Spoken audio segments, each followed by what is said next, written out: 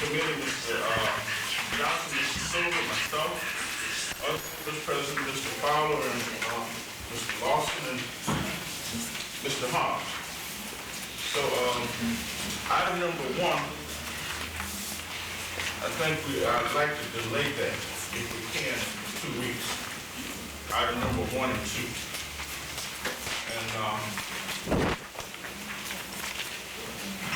And the next one is item number 3, to hear an update from the administration on demolition of commercial structures.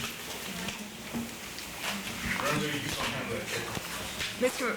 Marshall, I'll take care of that for you, and if we have some questions that I can answer, Brenda's here and she'll chime in.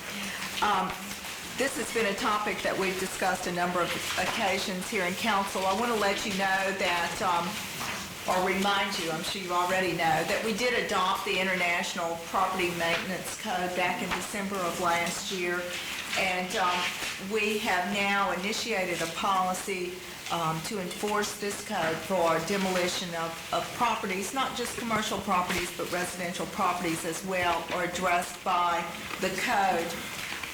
The procedure that we are going to follow is that when complaints come in with regard to a property, it will go to the Office of Community Development, Brenda Ray's office, and the first thing they will do is go to the courthouse and look up in the records to find the owner of the property. And they will then make an attempt to notify the owner of the property by telephone, to make some contact with them, to let them know that a complaint has been lodged and that there is concern about the condition of the property. Many times that will take care of it, and we've been successful in a couple of those. If they are unsuccessful with the telephone call, then we will document the complaint with photographs, and then we will send out the building inspector and have an inspection done and proceed with the notice proceedings that are set out in the code to have the property condemned and secured. We have 23 properties that Ms. Ray and her co-workers have investigated. 23 commercial properties, and you have photographs of those with you today that she provided. Of those properties, when they investigated, 15 of them were owned by local owners, and 7 of them were out-of-town individuals or entities. 9 of the structures were secured, which under the International Building Maintenance Code, as long as they're secured and they're not posing a risk to public safety or to public health, then we can't do anything about them. But 14 of them were in bad condition. And you've got the photographs there. We'll start with the first one that's located at 8333 Highway 1 South. This one is in extremely poor condition. You can see the owner is listed there on your photograph. It's in poor condition. The roof is falling in. The owner was contacted by telephone, and he said that he plans to put the tin back on the building. This is like a garage mechanic shop, but he's having trouble finding a contractor to do that. We'll give him some time to make the repairs, and we'll follow up on that. The second one is at 1200 Rapides Avenue. The roof is caved in on that one, and the building is open. You can see that is a local owner that we have been unable to contact. Our next step on that will be to send out the inspectors to make the inspection, to send the letter. We have to do the inspection before the letter. The next one is located at 148 Susan Drive. I'm sorry, it's 1182 Rapides Avenue, and it is a local owner. The roof is caved in, and this one is open. Mr. Marshall, you've expressed some concern about this one. The owner of this one says he doesn't plan to do anything because it's too expensive to make the repairs or to demolish it, and he thinks that Rapides General will eventually buy this. We will have to follow up on this property with an inspection and send a letter. That the information we gained was by telephone call. Send a letter and initiate the condemnation proceeding against him. The next one is at 4133 Lee Street. This one is in poor condition. We talked to one of the owners, and the inspectors actually met and looked at this property, did the inspection, and made a report and sent out a letter including the findings, and the owners indicate that they are going to demolish this building. Again, we'll follow up on that. The next one at 3710 Lee Street. This one was open, otherwise it was in fairly decent condition. We've attempted to contact the owners by telephone, and we have had no contact with them. Next one at 3734 Jones Street, a local owner in poor condition. You can see it is boarded up, so it's somewhat secured, but we've not been able to make contact with the owner. The next one is at 1194 Rapides Avenue. That one, along with the following one at 730 16th Street, and then there's another one in here that belongs to the same individual or the entity, is at 748 16th Street. Those are all in poor condition, and they are wrought with title problems. They are adjudicated at this point, but we can't clear the title to them.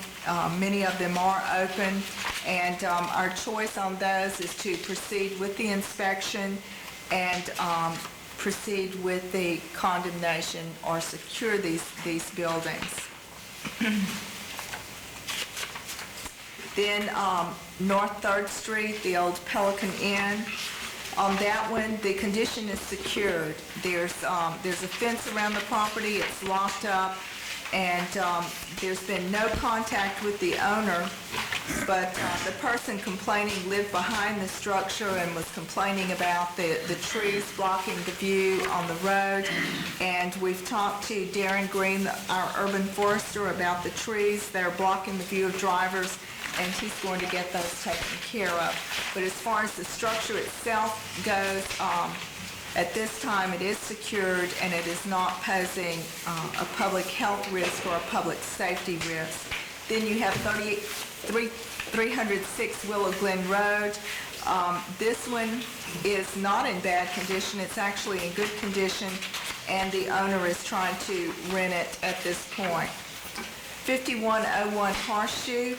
This one is being torn down by the owner, and probably at this point that demolition is complete. 3704 Lee Street.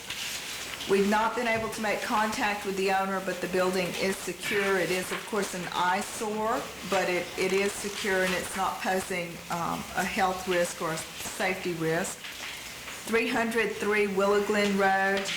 This one is secured, and it's in litigation.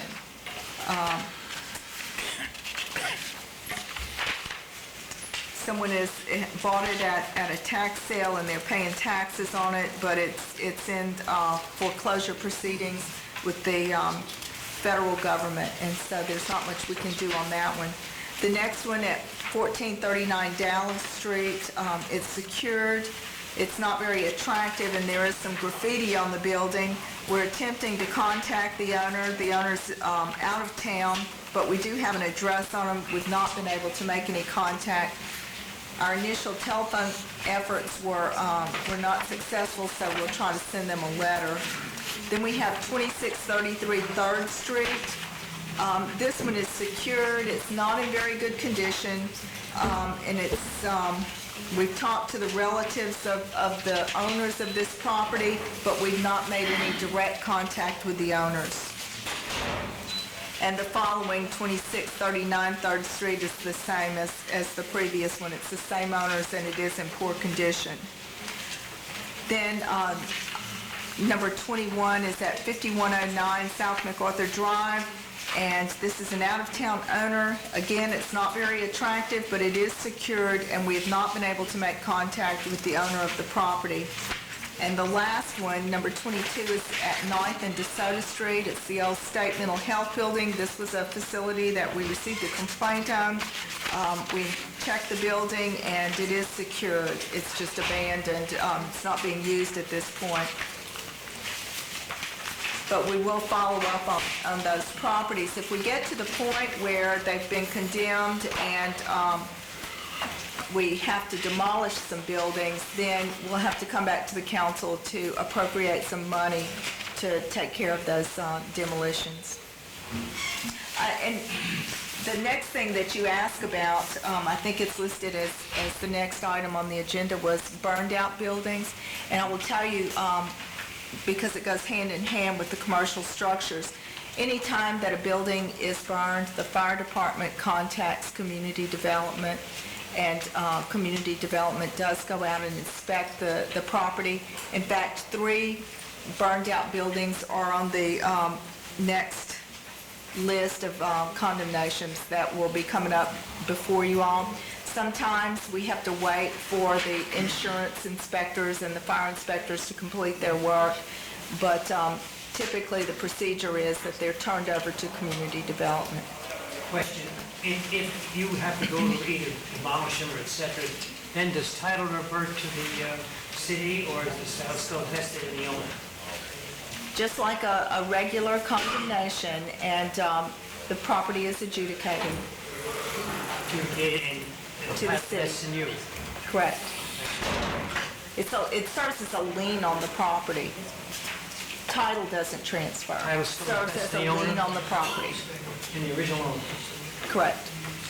Mr. Gills, how long does this process take? I've seen some structures in different areas of the city where these structures have been burned, some of them over a year ago, and nothing has been done. So is that part of that process where the longevity takes the inspectors, once it goes to the fire department, once that structure has been burned, over a long period of time? How do we approach that? Well, it's just like any other property that we receive a complaint on, whether it's a residential or a commercial property. It goes through the same process that any other blighted property goes through. If it's secure and it's not posing a health or safety risk to the public, then there's not much that we can do about it. Well, one of the things I'm concerned about, I see kids, I see children playing around these homes in some of the neighborhoods, and some of them are not secure.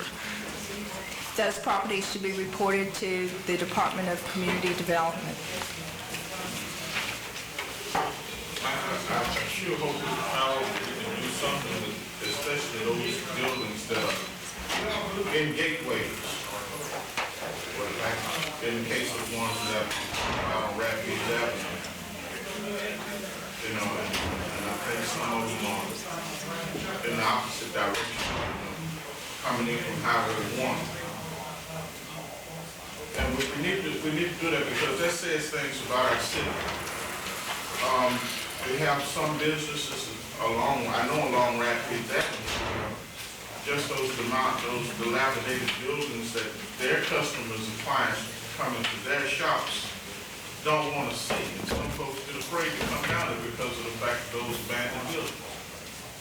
It's not a good thing for the city. It's not good at all for business reasons, because our city is no better than its worst locations.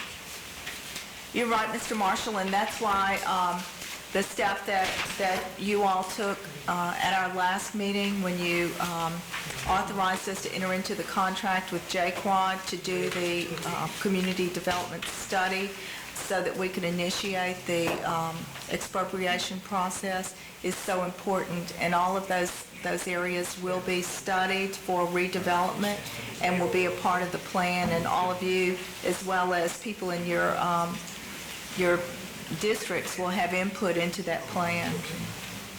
Okay. Oh, yeah, that's, let's see, we got item 4, that's item 4 also. And on the burned down structures, we still need to kind of work with that a little bit more. I know we got some on the other districts that are like that.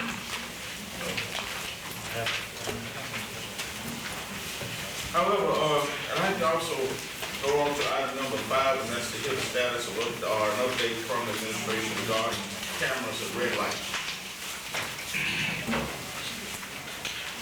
I think the mayor wanted to speak on that. Oh, did you? Who was going to speak on that? Which one? Red light cameras. Red lights. I think Mr. Johnson, I don't know where he went. Back in the, let me get it, Mr. Johnson.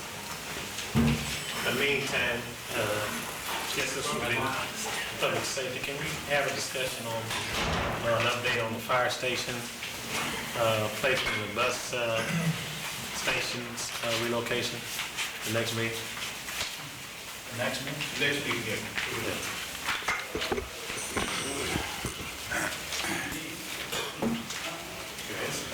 Council, I guess you're on. I didn't hear what the question was, I'm sorry. Well, it's in regarding to, update from the administration regarding cameras at red lights. Oh, yes, Mr. Marshall. At this time, Mr. Marshall, the administration is asking that we discuss that matter in an executive session. There's some additional facts that we need to make the council aware of, and we don't think it'd be appropriate to discuss it publicly because it involves some litigation. And we're requesting that we take that matter up at the November 6th special session. We can give you the full information. Litigation involving us? No, involving the company that we're dealing with. Okay. Well, It wouldn't be, yes. for 2 weeks. Yes, it wouldn't be fair to the parties for us to discuss it publicly. We'd like to give you all this information and then let you make the decision. Is that all right with you, Mr. Johnson? Yeah, sorry. Sylvia?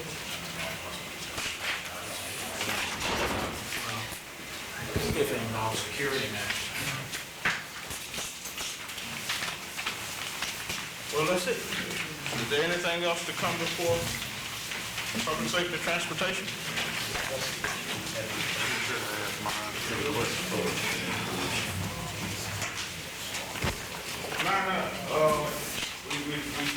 The administration heard you on Yeah, on the, bus stop and the transportation and terminal and stuff. Fire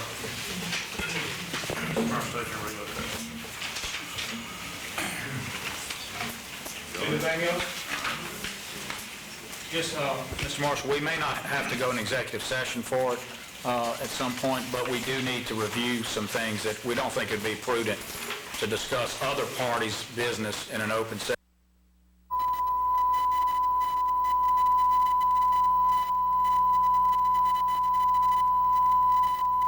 About engaging on this project, and we need to work through those issues.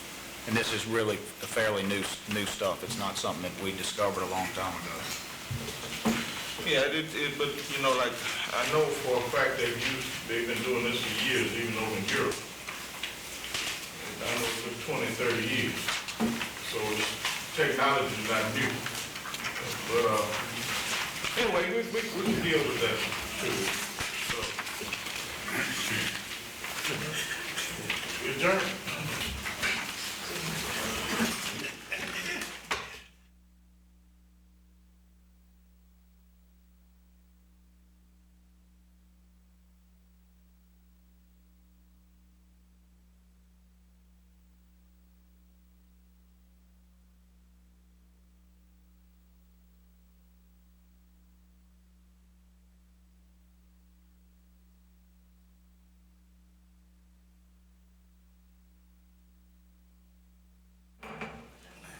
To call the Personnel and Service Committee meeting together and to order.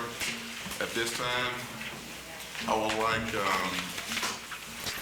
for anyone who have any discussions other than city business to make sure that you step outside the room. These meetings are televised live, and I would like to maintain proper order as we conduct these meetings. So if you have to discuss any business, please step outside. Thank you. President, myself, Mr. Steele, Mr. Marshall, other members of the council administration. Item number 1 is to hear from the administration on employee evaluations. At this time, we hear from the administration. Mr. Joe Page.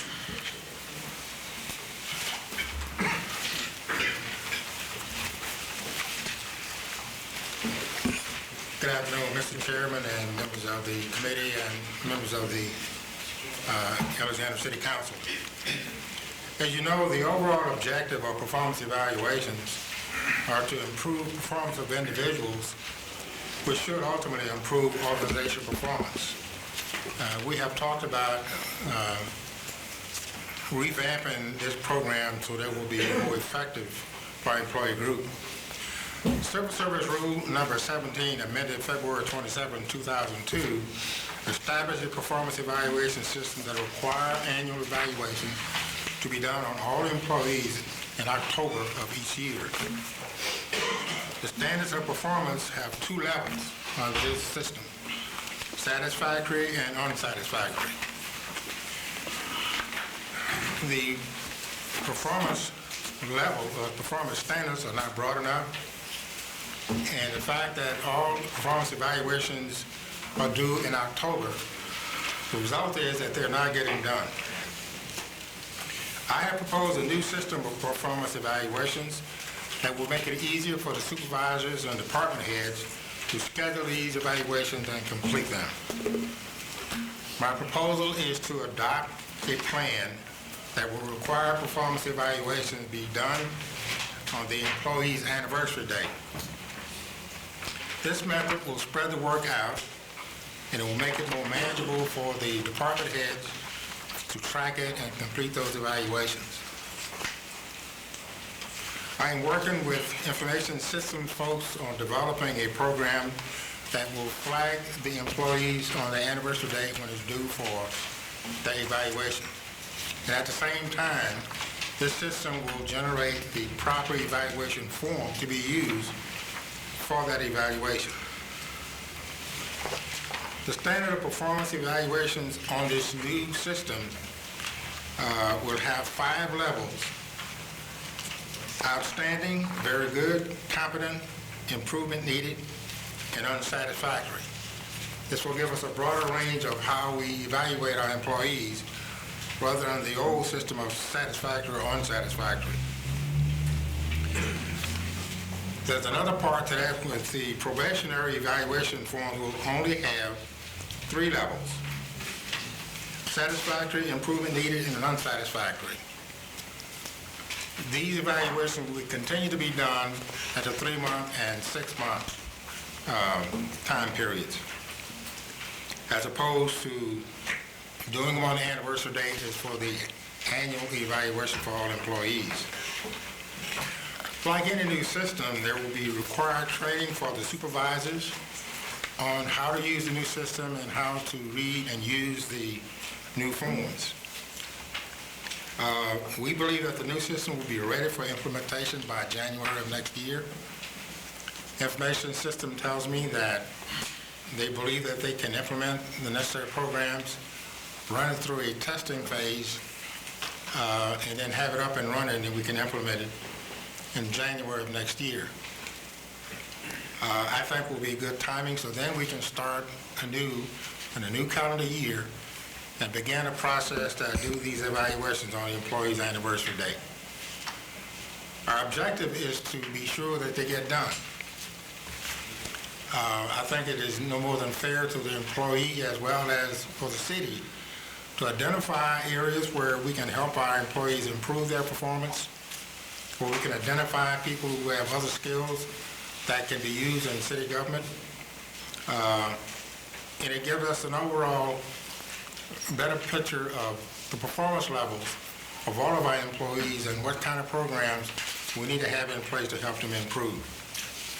And finally, we believe that this new system will make an already good City of Alexandria employee workforce even better.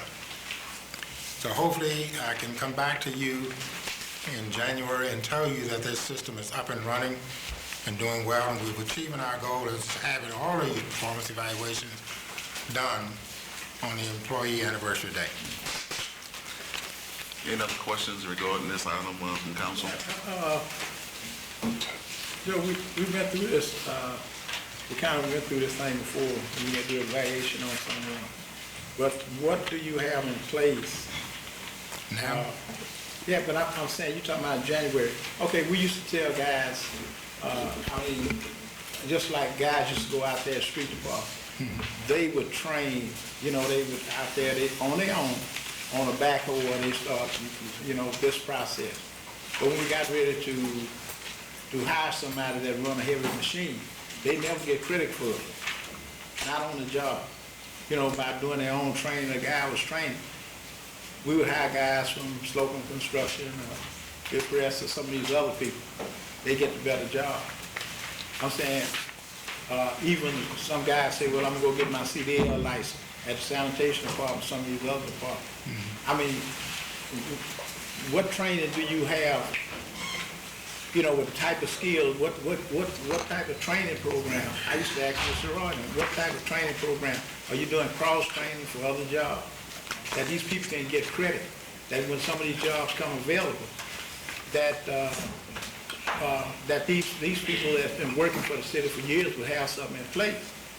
I mean, just going to work and you're going to evaluate me for, like I've been there in the same job, no training was offered, nothing else, no other outside skills, no other classes, you know, safety classes. I'm saying whatever, what's going to be offered. I mean, before I like to see somebody, you're going to evaluate these employees, I want to see in those different departments, you know, what's going to be offered.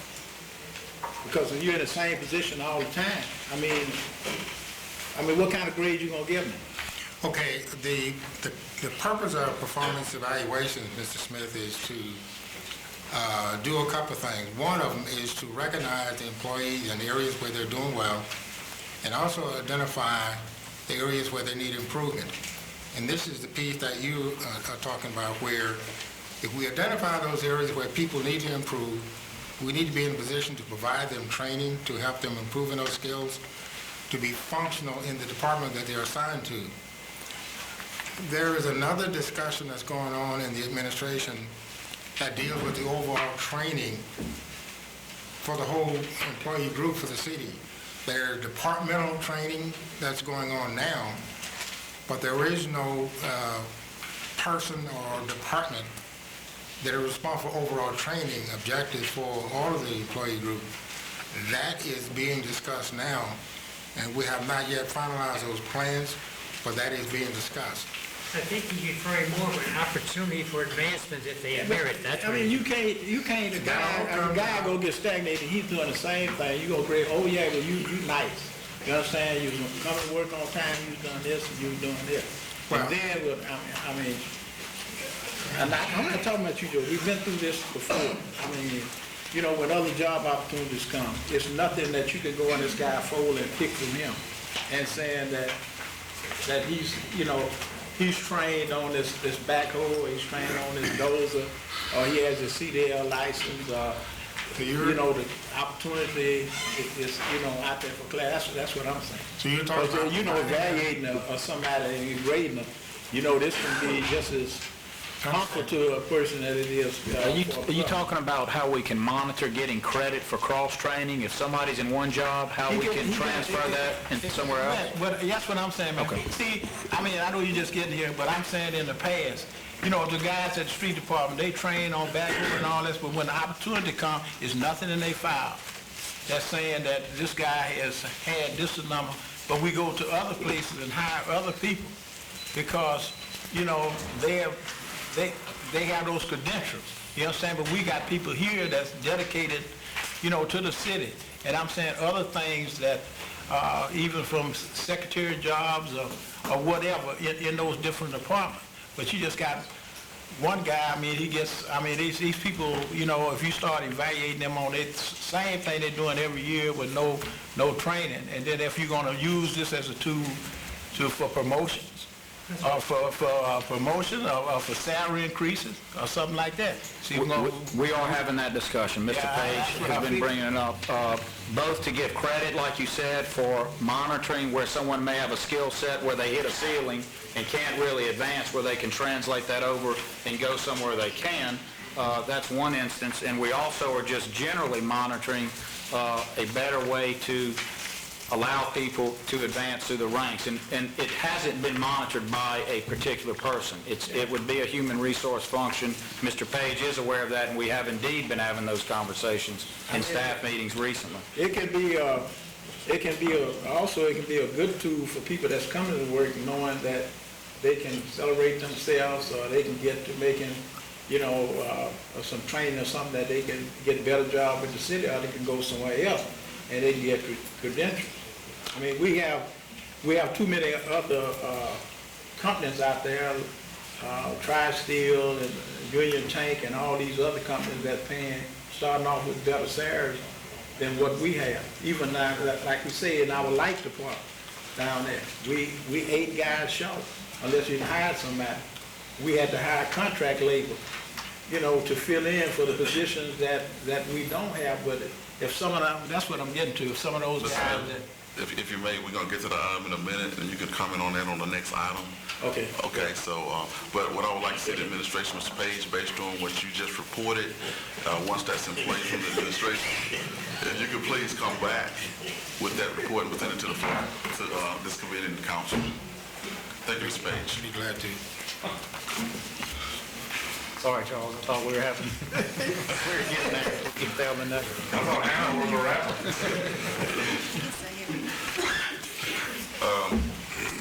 Item number 2 is to hear an update from the administration concerning contract labor. This is an update based on the report that was given 2 weeks ago, based on where we were with employees that's been hired by the city of Alexandria. And to Mr. Siraj, one of the concerns that I have is... Oh, I gave them, I thought they were passed. Okay, I'm sorry. There you go. They were under his hammer. I'm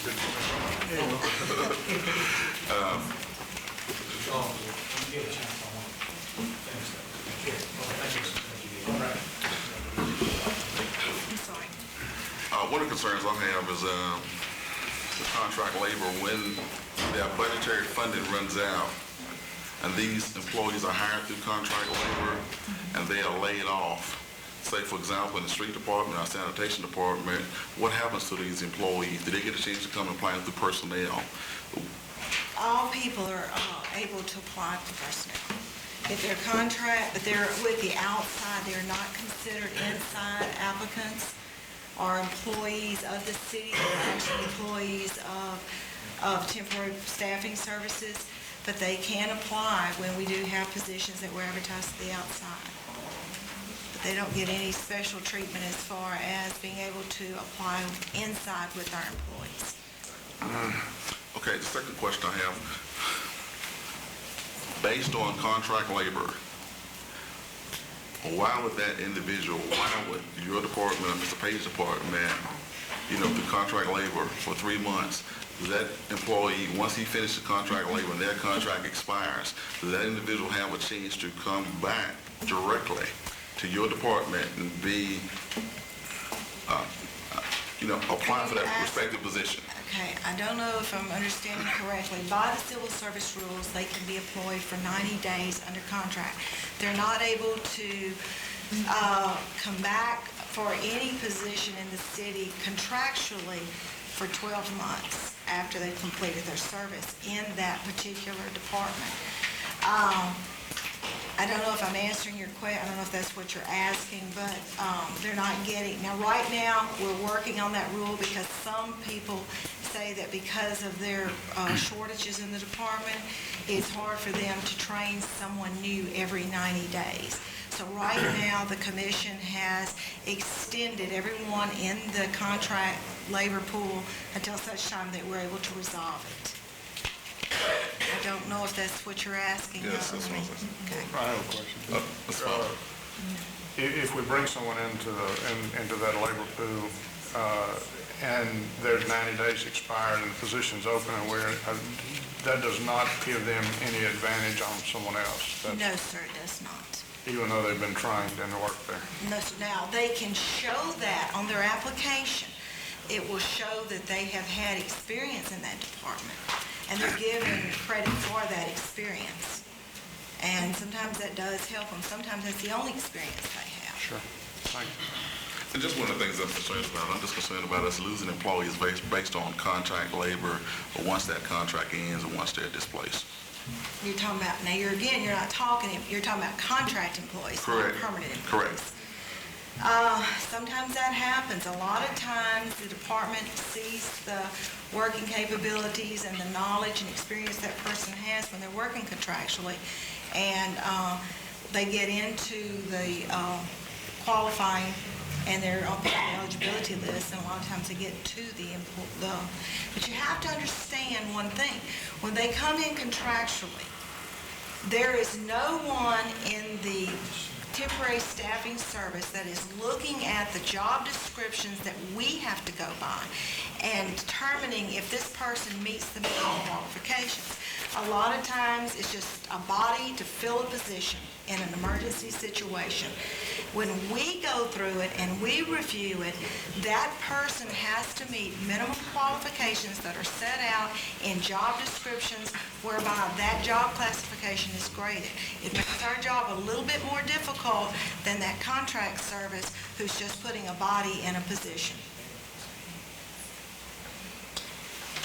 That's why they can move a lot faster than we can. Well, I got one question. Mr. Marshall. Okay, say we use a superior on XYZ employment service. Yes, sir. They go and they do the background checks and all this other things that we require. And they can get folks out here. Why we can't hire some of those same people? I don't know that they're doing the background checks that we're Well, doing. I don't know if they're doing the job, But let me finish. okay. If we can hire them out here as temporary to work and do the job, why can't we go on and after these people are there for 90 days, they've been doing the job, performing well, why we can't hire them? You're not comparing apples to oranges with that, because when you're hiring someone off of the street, I can walk out right now to the bus department, out there where the bus depot is, and I can put 20 people to work, not knowing their background, not knowing their criminal history, not knowing their qualifications and their skills. But when you're asking me to look at a job description and make sure that they fit that causes a delay. But I think you're missing my question. Well, The man or woman comes out here, works as a temporary for 90 days, right, doing the job. right. My question is, why can't we hire them instead of sending them back to come back? They've been doing the job.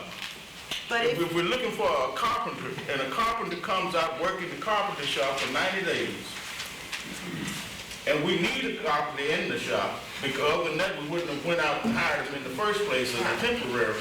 So why can't we get him to hire him in a full-time position and we got a full-time employee? Okay, you may hire a carpenter that has 1 year experience, contract. He may come in, he's just got enough to get him through the temporary service.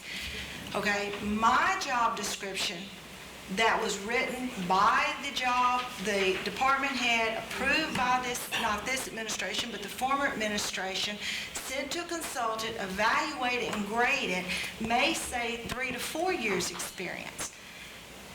I can't put someone that's worked an additional 3 months, now he's got 1 year, 3 months experience, I can't put him in at 4 years. I understand I understand your dilemma. Maybe we might have to go back and rework Well, the job some descriptions, of those now, situations. let me explain something. The job descriptions right now are being wrote by the consultant that's doing the pay and class plan. When you say, and when I say you, it's the department heads and division heads say they require X amount of experience, X amount of skills, X amount of knowledge. That's what that grade, that's what's used in determining the grade that's going to fall out. And if you're wanting to pay, it's no different than if I want to buy a 2007 vehicle, I'm not going to want to buy pay 2007 price, but have a 2004 or 5 with a lot of money. I've got to, whatever I put on that and whatever I say it is, that's what I'm going to buy. And that's the type of employee I have to look for. Ms. Smith, did you have another question in regards to that? Are you talking about contract labor? Right. I know it sounds very different, but I mean, I have to, whatever's in there. But I'm thinking that maybe between the council and the administration, maybe we need to sit down and figure out a way to do this. Mr. Marshall, I don't think your question's I think you're getting an answer to a different question than what you're asking. Yeah, I think I understand what your question is. Well, what I'm saying is, I think maybe we need to sit And down. I think it's, again, important to highlight that the function for Ms. Siraj is not truly the administration, but the Civil Service Director, which is an autonomous, separate body. And I think the short answer to your question is, it's not about, I think, what Ms. Siraj is answering, which is why it takes longer. We've established it takes longer to go through civil service. We all know that. Everyone in the room knows that. It's about how qualifications are decided. And under the current law, and Mr. Smith has talked to me about this, I think he fully understands what it is. It's a legislative issue. That's really where we are. And we keep beating around the bush, but that's where we are. Right now, civil service, not the division heads who are the best qualified to know who's qualified to come in and work, they don't have a real role, not a real role. They have a role, not a real role in looking at qualifications. Civil service determines that.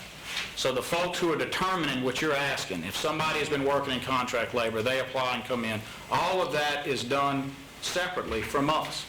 And it is a part and leftover of a civil service system that is not addressing everything we need to address. And I can look around the room, I see heads nodding yes, because they understand what I'm talking about. All the department heads understand what I'm talking about. But what happens? The bottom, Mr. Raj. Okay, I'm sorry. Listen, I don't want you interrupting council when they talk, and I don't want you to interrupt me. I apologize. What we have is a situation where you have people who are coming into the position that have certain skills, and we don't see the division heads who are the most trained people, the experts, and the department heads who are the experts are not participating in a real level, in a real way with deciding who comes in. Now, I want to be fair to civil service. The design there is to be a check against the spoil system so that you guys or me can't come in, turn everybody out and put in our friends. Laudable goal, none of you have a problem with it, neither does anyone in the administration. The problem is we're not getting the folks we need to move through, and we're allowing a separate body that doesn't have and let me put it the easiest way I can. With all due respect, how can civil service qualify an engineer better than another engineer qualifies an engineer? And that's where we are. There are ways to work through it. And this is the same discussion we had a few weeks ago. We talked about the bubble. We talked about all these things. We want to work with civil service. But I know what your question is, and you're not getting answered because until we fix some way for us to work together, at least to get us through some of these issues, and it means Mr. Page and Ms. Siraj have to be able to get this memorandum of understanding in a better light, we're going to continue to have this problem. It's just not going to go away any other way. We've looked at it from, do we have enough people at civil service work, and that's been a complaint. If we get more people, I don't think that's going to solve the problem. I've been in 1 year. I've studied this real hard. I think that Mr. Smith and I are on the same page about it. We've talked about it. I think your question, Mr. Marshall, indicates that you're seeing what the issue is, and that's where we are. And I think we need to get together, the council and the administration, and make some hard decisions about where we want to go, and that may include going to Baton Rouge and seeking a legislative solution. Because I don't want to see us back in court.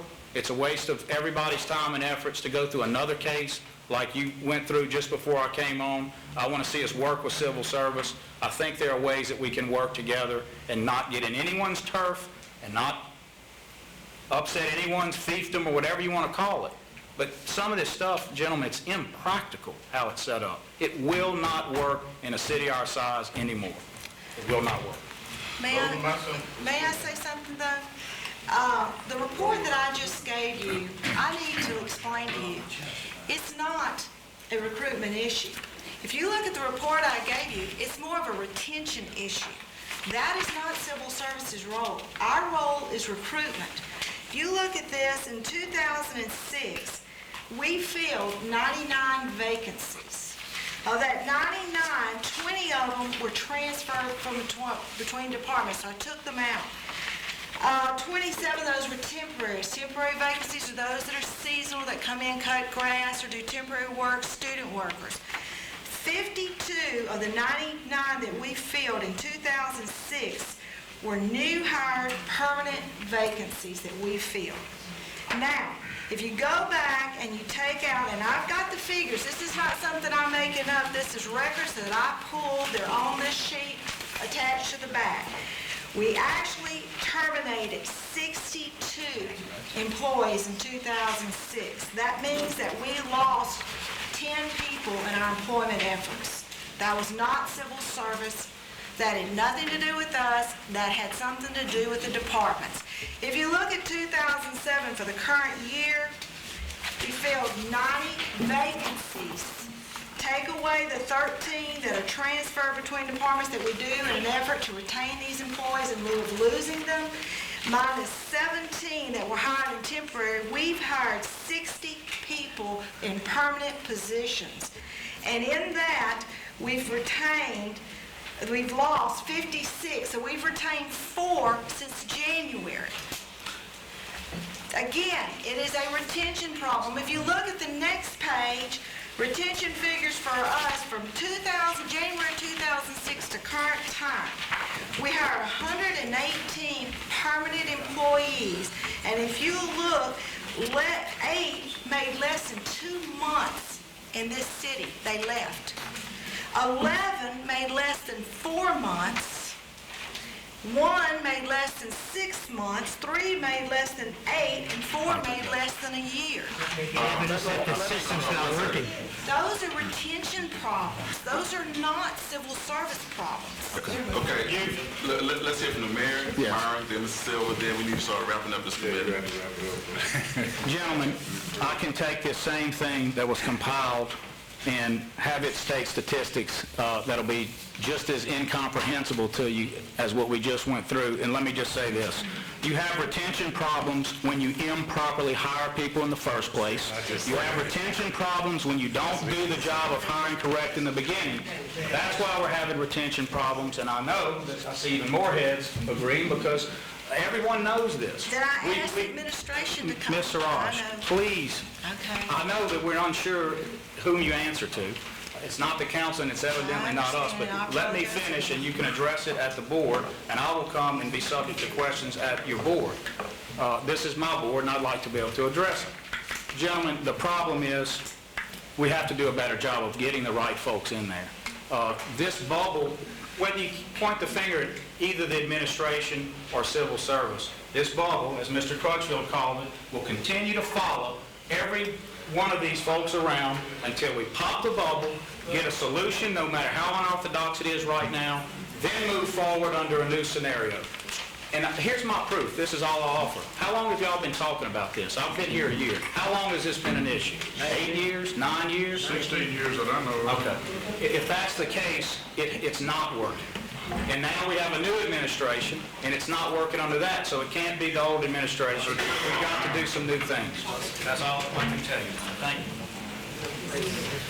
I was essentially going to say the same thing. I think before Roosevelt hits the gavel. Can I speak? Mr. Chair. I think there's a direct correlation between recruitment and retention. And I was just going to beg to differ.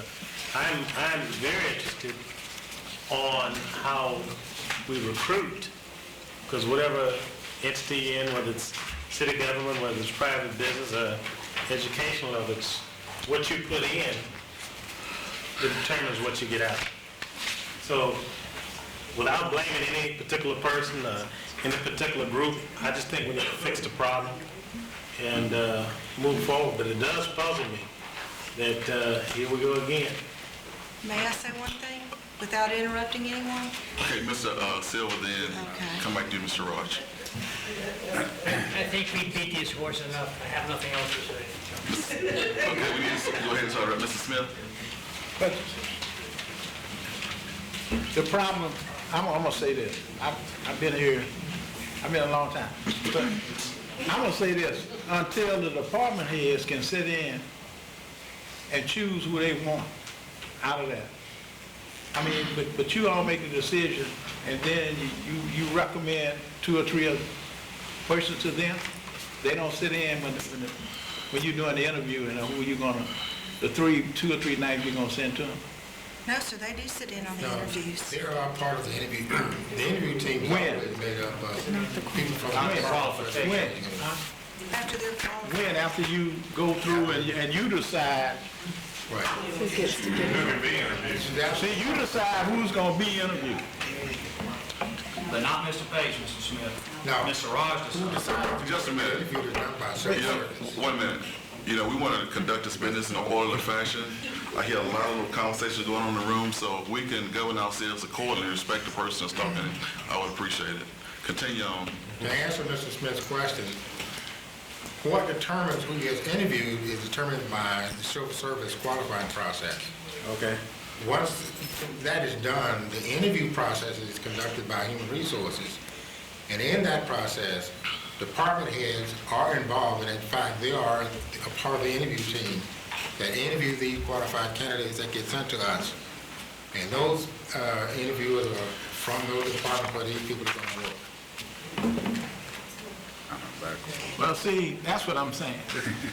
You know, I know you, at the time, we said that if you had a computer and you list all these people that were applying for those jobs, you know, if it's sanitation jobs and all of them, you go through, if Ms. Lawson or Mr. Jones or somebody would go through all these people and look at them and take a look at not only those 3 that are recommended to you, but some of the other people. You understand? And Right. I understand. because I think that their vision might be a little different than the vision that they see, that could work in this job. You know, I think that's where it's a major breakdown. Okay, we need to start wrapping up. I think, thank you, Mr. Smith, I think on question number 3, I think that was answering some of the questions, some of the materials that you just brought out. What was question number 3? To hear an update concerning OE eligibility. Yes, sir. We do have eligibility lists that we establish. Of course, they go through them very fast. And, I mean, we can't keep eligibility lists when they're flowing out of here as fast as they're coming in. Okay, the last item, number 4, the administration has asked that this item be delayed due to the fact that civil service is working on this matter. Yes, sir. At this time, item number 5, there was a question raised to discuss confirmation from the administration in regards to division directors. If I can hear from the mayor and the administration concerning this at this time. I don't know what the question is. It just says to discuss confirmation. You have to be asked a specific question.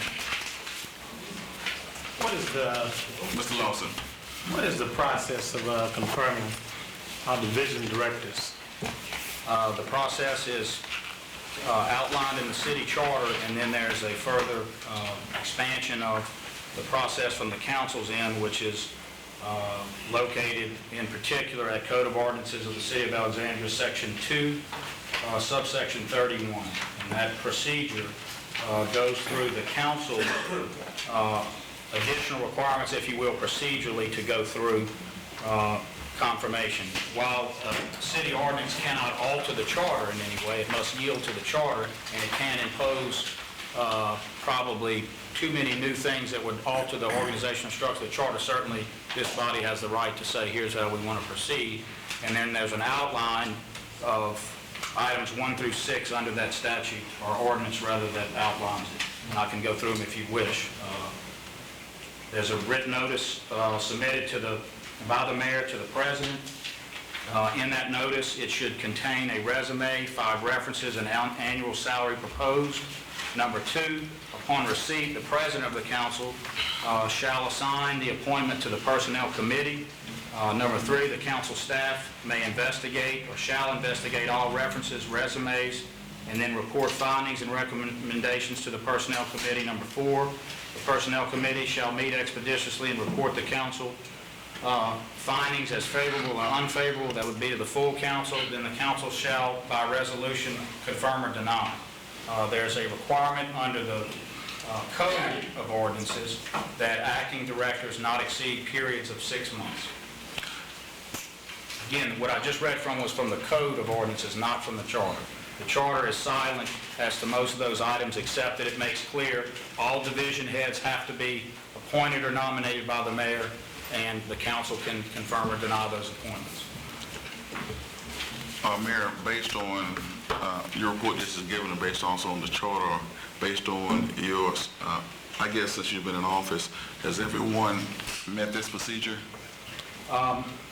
If you're asking me, has everyone had 5 references submitted and a resume? I have polled the division heads and even some division heads that are no longer serving, and it is my belief that since 1988, when this ordinance was adopted, that procedure has probably not been followed, but I would point out that that is the council's procedure. Charter's been followed. If the council wishes to waive its own procedure under its plenary authority, it may do so. Any other questions? Well, For the sake of time. I think I would, Excuse me, Mr. Silver, then Mr. Marshall, then Mr. Silver. I don't remember us waiving. I would think maybe waiting by virtue of being mute about it. With that in mind, I think going forward, if we're concerned about it, we should review it, be guided by this recommendation, and then report whether favorably or unfavorably. We just haven't done our part. I think it's incumbent upon us to look at it, have a look at it, discuss with the personnel department, head rather, and report our findings back to the administration. Let's follow the rules, that's all. Okay, we heard Mr. Silver, Mr. Lawson, and we need to wrap up in a couple minutes. It sounds very congenial, but the charter says, the ordinance says that you shall. I don't think it says that you can overlook it. The word shall, I think says that you should provide, as the mayor suggests, when he makes his appointees known to the council, provide the 5 references, the resume for the appointee, as well as annual salary, and there's a group of other things that shall be done. And my concern is that, of course, we should always follow the charter. And I don't think that we follow the charter. That's not the charter, Ms. Lawson, that's the Or ordinance. to the charter. I don't know, maybe we might want to maybe seek an attorney general's opinion on it. What's the wishes of this committee concerning this matter? I think the word, I'm on the committee, I said, going forward, I think we should be guided by where the word shall apply. If we waive our right, then we can't complain. That's enforced, that's all. And let me just suggest, just to the committee before anything further is sought, on December 15, 2006, I wrote a letter to Mr. Hobbs directing or requesting that Kelvin Sanders remain city attorney for a certain time, and that the process to confirm Chuck Johnson commence. In that letter, I informed that we thought the current city attorney should stay on for a little bit of an extended period, even though I nominated Chuck Johnson in that same letter, December 15, 2006. And interestingly, and maybe dispositive of this whole issue, I offered Chuck Johnson for formal confirmation process, which would have included all this, and if the committee so wished to do it, and said, let's go through a question and answer period, provide all the information. That's in the December 15, 2006 letter to Mr. Hobbs. There was never any request or discussion after that. This body met, as it may do on its own, and passed a resolution, that resolution being dated December 22nd, 2006. It's resolution number 8109-2006. After the resolution is passed, the person is confirmed, and I guess the administration takes the position that once confirmed, the charter kicks in and says that only the mayor can remove confirmees that serve at the pleasure of the mayor. Mr. Marshall is already an Attorney General's opinion on that issue, which I just provided to Mr. Lawson. Answers your question. I didn't Now, only one other deal is that we entered in a professional service agreement with Mr. Johnson in January. I'm looking at the resolution, and it says that Charles Johnson meets the qualifications of Section 4-02 of the Home Rule Charter and is qualified, be it resolved that the City Council confirms the appointment of Charles Johnson. That's Section 1. Does it say that we waive the procedure that we established via resolution? Well, it's our opinion that the action of confirmation constitutes a waiver, because the charter doesn't require what the ordinance requires. The charter only requires nomination and confirmation. You have imposed additional requirements that are your procedure that are waived upon confirmation. Normally, when we waive an ordinance, it's clearly articulated in the fact sheet that we're going to waive the ordinance pertinent to the to whatever the issue is. I don't remember us waiving any point, the points that are made in the procedure of confirmation. Well, he's been serving 10 months. I don't know what bigger waiver there could be. What was the vote on that? It was unanimous, sir. I think that the vote would signify the waiving of the ordinance, and our action would validate that. If there were any questions, they should have been asked at that time. But the ordinance that we entered into a professional service agreement in January 2007 with Mr. Johnson. In December, on December the 27th, we did a resolution confirming him as a city attorney. So somewhere, you can't be city attorney and you can't have a professional service agreement in January. Something is wrong one way or the other. You can't do both. That's easily explained. If y'all recall, and in the letter, I asked that he get a professional service agreement to start working as an attorney and be confirmed by the body so that we would have a smooth transition, which was at the time, we thought, very thoughtful way of addressing a smooth transition for the biggest, perhaps the most important division head that you have in the city. That was discussed and should be reflected and spread upon the minutes of those proceedings. It was discussed that he would. At some point, Let me say this as chairman of the personnel committee. I know this can go on and on. We have a time period that's allowed to this committee, but what I would like to see done, Mr. Hobbs, if we can address this matter further at the executive session on November 6th, based on the concerns of this item, based on the personnel issue at hand. If I'm pertinent to say that, and for us to follow that direction. That's fine. Roosevelt, I will waive any confidentiality concerns if you all want to talk about me publicly or privately. I'd rather do it publicly. Okay. Let's talk about it now. we don't have time. Okay. We don't have time for what's the next scheduled meeting after me? Community development? We have a motion on the floor, Mr. Marshall. I don't think it's a motion on the floor. You got a motion? Was there a motion? Do we have a motion? You don't need a motion to do that. You can do that, just write a letter. Mr. Stillman. I repeat what was said earlier, it pretty much spelled it out. What we waived in the past is almost history. Going forward, let's do our work due diligence, and we won't have this problem. It's all spelled out. We still stuck with the ordinance for a professional service agreement for a city attorney, and we hired him as the city attorney, but he still has a professional service agreement that has not been, I think this was Dissolved. I mean, I'm not championing his cause, but I'm talking about on our legal no, side. from the standpoint of having a smooth transition, it would appear to me that I think it was a wise thing to have Kelvin and then smooth it through. It may not have worked out that way, but that was the original intent, which I think is wise. The governor is trying to do the same thing.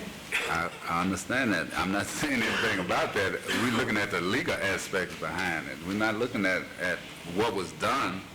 It was that you still have an ordinance that we went into for a professional service contract that we haven't expired. We haven't done anything with it. So he said in a dual, according to the paperwork, he's sitting into two dual roles. He's a city attorney and he has a professional service contract with the city. The professional service agreement. You can't have both. Be dismissed. You gotta get one or the other. We have Mr. Johnson. The One person purpose at a time. of the professional services contract was so that Mr. Sanders could communicate to me. We understand. Wait, Information. Wait, just 1 minute. was Mr. Johnson, just 1 minute. Yes. Now, we're going to conduct this meeting. We're not going to, wait, I'm speaking. I'm chairman of the committee. That means that I recognize the floor. So when someone speaks, you respect your fellow man. Mr. Johnson and Mr. Hobbs. Mr. Hobbs, the purpose of the professional services contract was to put me in a position where Mr. Sanders could communicate information to me which was privileged, so that that information could be protected under the attorney-client relationship. I do not bill the city anything. I have not done that since the day I was, since February 1st, the day I officially started. And I actually did not bill the city for all of the work that I did do under that contract, sir. And as the mayor's already said, that was our understanding coming in, that Kellen was going to give me the information, update me on what was in the division at the time before I came, so that we could have a smooth transition. You knew about this, the entire council knew about this, and to my knowledge, in the last 20 years, I don't believe the mayor has ever submitted any resumes or there been any confirmation hearings or anything of that sort as to these division heads. I provided Mr. Lawson with a copy of the Attorney General's opinion, which is exactly on point with the issue that we're discussing today. Once confirmation has been done, all of the other qualification procedures are considered waived. At that point, the appointing authority, who would be the mayor, is the only person who could remove that division head. And as your lawyer, that is my legal opinion. Okay, Mr. Hobbs, then we need to As wrap your it up. legal opinion, you saying we are correct that you didn't dissolve the contract of your professional service? Your legal opinion. The council. Professional service contract. But I haven't done any work under it, sir. But all in all, you're the city attorney. Shouldn't that contract be dissolved? No, it is dissolved. The contract allows the mayor to dissolve it without further, just like the legal contracts do. That's what the contract sign says. That's what the ordinance authorized. It is dissolved. It was dissolved the minute he became confirmed. But instead of belaboring this, we just continue to waste the public's time on these things.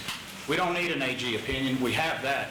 I will amend the suit that I'm in and bring a declaratory action on this issue too. We'll get it resolved in court. Yes, opinion. He moved for an opinion. If we seek a legal opinion, in court, Mr. Lawson, an AG opinion doesn't mean anything.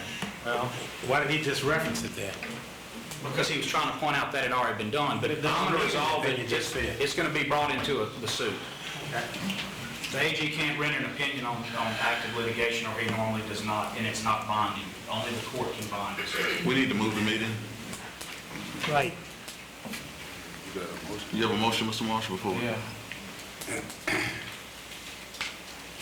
You moved for an AG opinion on your contracts as well as We have a motion and a second. Need a second. Moved in second. It's a motion and a second. Any other questions? Vote on it if you don't vote. Okay. You moved, I second. Carry your vote. All in favor? Aye.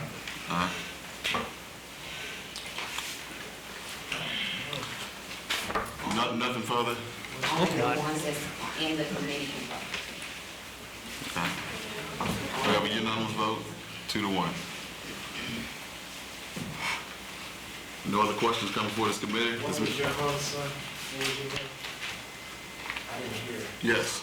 Your vote was yes? Yes. Who's on the committee? Johnson is the president, chairman, Silva and Marshall. And nothing else come before this meeting, this committee? No, the motion was made by Marshall, By Mr. Marshall. second by Johnson. Nothing else come before this committee, this meeting is adjourned.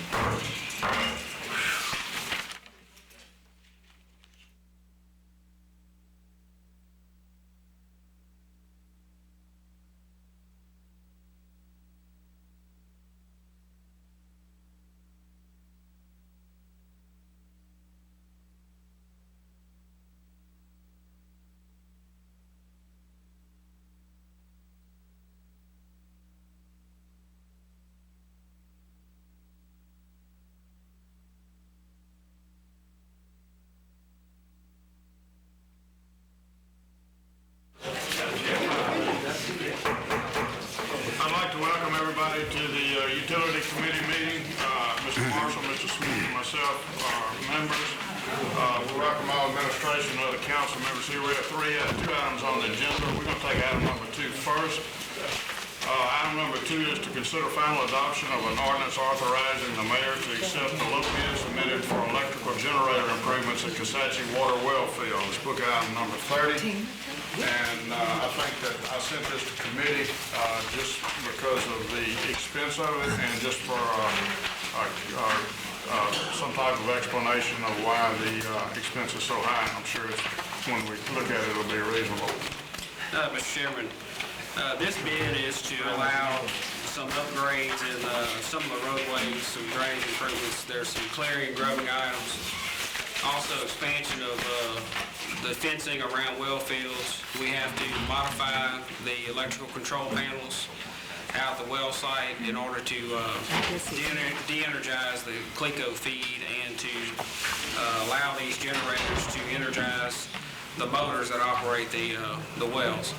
So with those expenses in mind, there was some modifications needed out the well field in order to accommodate those generators that we purchased in order to make a more permanent installation for those generators to operate in an emergency. The roadways, the forestry roads are in fair condition, but there are also some side roads that go to the wells, and they're in pretty deplorable condition. And with trying to navigate those generators through there and parking them in the right location, as well as trying to get fuel trucks in periodically in order to provide the fuel necessary to operate the generator. Some modifications were required to the roadways and also to turn around those vehicles in a safe manner. We're recommending that we accept the base bid, which is $278,000, and that would allow for storage for those two generators. We feel it's necessary to provide some type of covering for those generators so they'll last for a long period of time. We don't want them just out in the weather. We also are looking at only upgrading 2 well sites in lieu of 4 well sites. We were hoping to have the money available to provide a means to energize 4 well sites, but with the funding available, we're only going to have 2. I know we only have 2 generators, but the 2 other sites we were talking about would allow, if we could get 2 other generators, we might be able to supply additional water and maybe assist in keeping our customers on for a long period of time, and also maybe provide some water for International Paper whenever we do not have electrical power out of Kisatchie National Forest. Okay. One thing that wasn't clear to me, and I think you answered that, is that these will be permanently stored on location? Well, actually, we're going to store the generators. They're mobile generators, so we're going to store the generators at Adams Pump Station. That facility is manned 24 hours a day. We want to have some security in place where we have an eye on those generators at all times. So the actual storage facility is at Adams Station. The modifications are at the Kisatchie well field. There's several wells out there. We've picked the 2 sites that produce the most water, and we're going to try to energize those sites with those mobile generators. Okay. The only other question I had is you mentioned upgrades to the roads in and out, and all of us recall, Mr. Smith and I were up here, and recall the difficulties of going on those roads at the time of the storm. Is anything being done not only to ensure the viability of the road surface itself, but the limbs and stuff that we had problems with falling on it where we couldn't get around them? Well, that can happen at any time, but just for you guys' information, we have a dozer, a bulldozer. We have other equipment that can assist us in clearing a path if necessary. Our intention, though, gentlemen, is that before a storm hits, this equipment will be in place. And we're also, as part of this, it's not on this contract, we're also going to look at purchasing fuel trucks so that we can park those alongside the generator. But all that will be on site. It's just a matter of if we use the fuel in the generator and the fuel tanks that we're planning on purchasing, we may need to have access. Okay. We opened bids today on the 2 fuel pumps that I'm talking about, fuel trailers. Ask you something. Yes, sir. Are you gonna build a permanent, not permanent, but you gonna have you gonna build a storage building out there? Just at Adams Station, at Adams Station, which is off of Horseshoe Drive. That's where our SCADA system's located. That's where we operate our water system from Adams But I'm Station. saying you got somewhere to store. That's what we're going to build a structure to put those units in. Well, Marcus, excuse me, Mr. Chairman. Since we get into, I would like to see us build into the budget of next year, of buying another and another one. You know, just build into the budget to make sure that you know, those generators at those other 2 large wells that we need, you know, that they will be secured. I know you're talking about 2, but I'm saying with the growing population of Alexandria, and we first stop. I mean, we first stop for evacuation. In a hurricane, anything come out of New Orleans, out of South Louisiana. And, you know, I would like to see us just start putting in place. I am progressively looking at another alternative plan where we may have additional capacity in town, which would eliminate some of the our leaning on the Kisatchie wellfield to produce most of our water. I'm looking at the alluvial aquifer in town, which I'm going to come back to you guys and ask to amend the budget to transfer some funds in order to look at a test well and also look at what it would take to treat that water in order to provide a new source for the citizens. I mean, come up with something. I just don't want us to get caught. Right, but this is something that's... Water is, go ahead, Mr. Marshall. It's something too that I've looked at and Shreveport, Bossier City, primarily Bossier City uses the Red River for water. I don't know how we would be in the situation if we had a severe drought here in Alexandria in this region. We've been at that point teetering, but we haven't fallen into that. How would we be affected? How would those aquifers be affected? And say if a drought hit us for 2 or 3 years, would we be able to survive it, or would we be able to? I know a couple of years ago when I first got on the council, we talked about using that Camp Dresser McGee study to use the Red River as a source of water. And how would that act? You know, or maybe it might be a time, maybe come back in 2 weeks and maybe discuss it a little bit more. We can, but what I can tell you is that, as everyone knows, it's called the Red River for a reason. There is high turbidity levels at times, and at other times it's crystal clear. With that type of fluctuation, there's different loadings on filters. There's problems associated with trying to maintain good quality drinking water. I think the system that they have designed will work, but we also have an alluvial aquifer from the Red River that's already filtered some of those turbidity problems and goes through fine sands and cleans it, and we don't have the same amount of problems. It's an abundant supply of water. It's only 80 feet in depth, 80 to 120 feet. I think we need to look at those type of sources, because the treatment for that water is a lot less expensive than trying to pull water out of the Red River and provide it in our distribution system. One small other item that's not being discussed is the number of folks required to operate a river plant versus a pump. It's a whole new operation.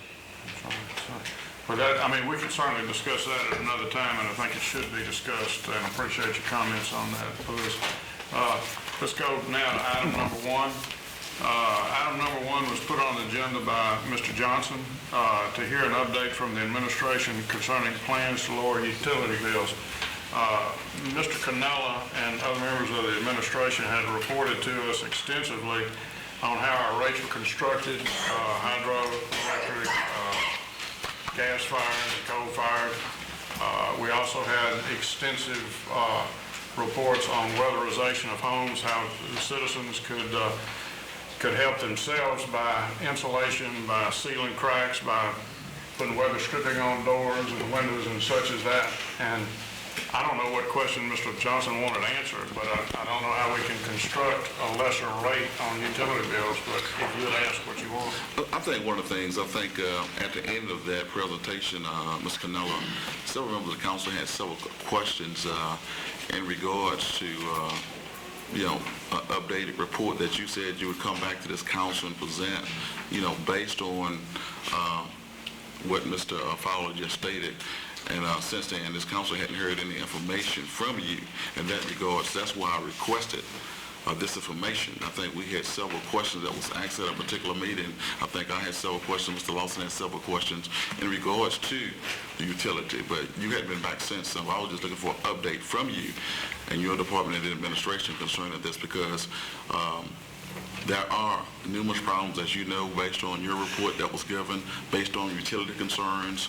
I've continued to receive several calls from customers in regards to increased rates. And one of the things that concerned me is the comparison of utility rates in different areas of the city.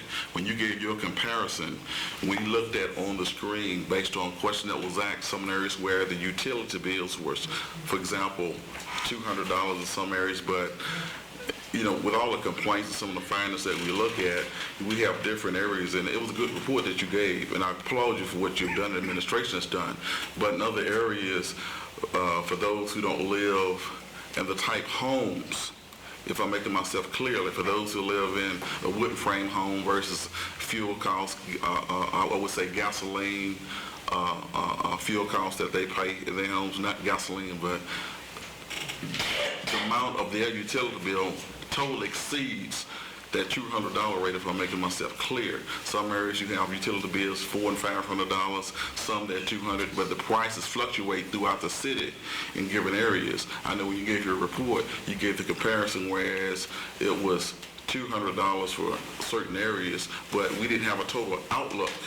I felt at that particular time of those rates that were given based on a particular area of the city.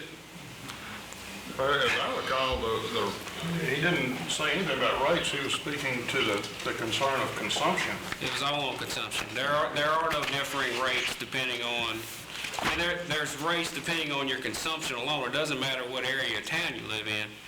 It's all based on consumption. And that's the only thing that the city cannot control. We can't control the price of natural gas. We can't control how much individual consumes at their residence. What we can do is offer some tips, some helpful commentary on how individuals can utilize or save some of those dollars in insulating their home and performing some routine inspections themselves and trying to cut down on their consumption, their energy usage. And as far as that, it doesn't matter where you live in town. It doesn't matter which side of town you live on. The rates are the same. They're in the ordinance. They're established by the council. And those rates are applied by our customer service department, and they don't change. I mean, there's nobody's charged a different rate unless the consumption's a little different. Right. It's all based on consumption. Right. And not to cut you off, and I do understand those things, Ms. Cannella, but, I want this administration, this city, I think the city council, based on some of the things we've talked about in the past, and their bills to continue to do those things, to help bring that awareness to the public and putting those concepts in those utility bills to help them with some of the things they need to do as their citizen. Mr. Johnson, just very, very quick. CLECO is here. They join us in meetings because we have things in common that we have to deal with. As everybody knows, Our natural gas bundle is purchased through them. That's the fuel cost that's passed on. They and us, CLECO and the city, will always be and are indeed looking to contract from the city standpoint for the best forward deal. We know we're in litigation. Some of the things we have